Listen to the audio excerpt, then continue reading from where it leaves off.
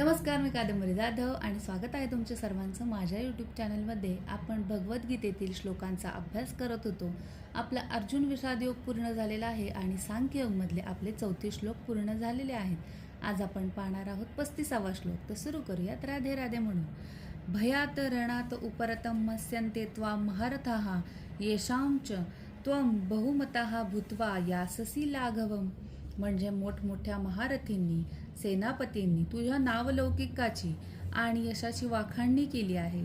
त्यांना वाटेल की केवळ भीतीमुळे तू रणांगण सोडले आहेस आणि याप्रमाणे ते तुला तुच्छच समजतील.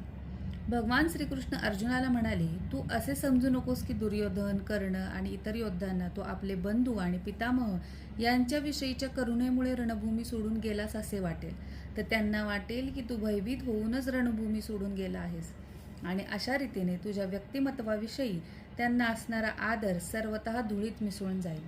जे तुला मान देत होते तेच तुला कमीपणाच्या भावनेने पाहतील, तुला तुच्छ समजतील. आपण जीवन किंवा जीवनातील कर्म म्हणजेच कर्तव्य, जबाबदाऱ्या खूप हलक्यात घेतो. पण भगवान श्रीकृष्णांनी इथे कर्माची दूरदृष्टी किंवा सखोल निर्णयाबाबत सखोल विचार कसा असावा हे सांगितले आहे. कारण एक निर्णय आपल्याला कसा वर नेऊ शकतो किंवा कसा खाली आदळू शकतो हे याच्यावरून कळतं. म्हणून योग्य विचार, निर्णय हा प्रत्येक गोष्टीबाबत किती महत्त्वाचा असतो हे इथे दिसून येते. तर हाच अर्थ, हे स्पष्टीकरण मला या 35व्या श्लोकावरून मिळालं. तुम्हाला कसं वाटलं नक्की कळवा. तोपर्यंत राधे राधे, धन्यवाद.